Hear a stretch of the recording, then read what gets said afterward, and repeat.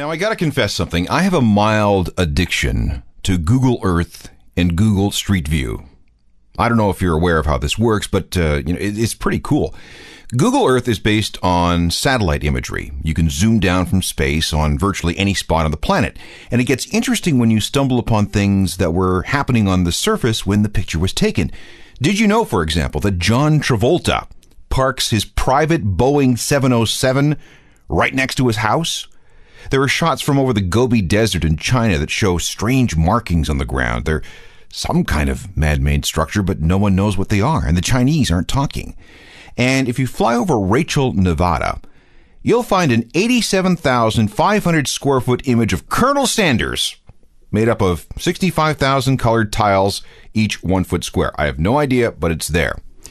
But the real weirdness can be found on Google Street View. This is the project that involves Google sending out these little cars with panoramic cameras on their roofs to capture pictures from street level, block by block by block.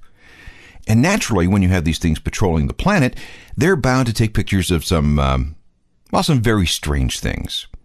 When a car went along one street in Toronto, they drove past a van that was on fire in somebody's driveway. There are lots of pictures of women flashing for the Google camera. Same thing with public urination. Plenty of people with guns. Plenty of drunk people passed out on the curb. And way more naked people than you might expect. Speaking of which, a Google car went past the place where flaming lip singer Wayne Coyne lives in Oklahoma City. And they found him sitting in a claw-footed bathtub beneath a hand-painted sign that reads, "Blob in the bath." Just some of the weirdness and secrets that you can uncover with a little Google work. Now it's time for some weirdness and secrets involving music. This is The Secret History of Rock with Alan Cross.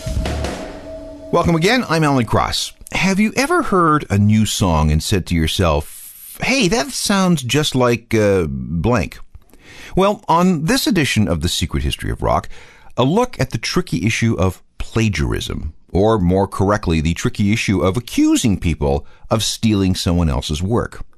I have 3 songs made very famous by some very famous artists, but most people don't know that these people didn't write these songs. And we'll look back at the music of 1999. But first, I want to start with 3 mysteries. I love mysteries, but it drives me crazy when I know that I'll never find the answers. For example, when I finally get to meet the creator, I have 3 questions for her. Number 1, is there life on other planets? Number 2, who really shot JFK? And number 3, and most importantly, what does my dog dream about when she's barking and thrashing in her sleep? But let's just keep focused on music here. Here are 3 things that have never been adequately explained, or just can't be explained, period. The video for Radiohead's Just has driven people crazy since it first appeared in the summer of 1995. Tom York says he wrote this song about this guy who kept hanging around and just wouldn't go away. If you listen to the lyrics, in fact, this is probably who he means when he sings about hanging out on the 15th floor. Digging a little deeper into the story, apparently this dude, whoever he is, was at a party in an apartment on, yes, the 15th floor, and he got drunk and ended up hanging out the window screaming that he was going to end it all. And it took everybody more than half an hour to get this guy back inside. All right? So back to the video. Radiohead is shown playing in an apartment in a building above the street. Below the building is a street scene shot near Liverpool Tube Station in the East End of London. We see a well-dressed man lying on the sidewalk. Concerned passers-by stop to see if they can help.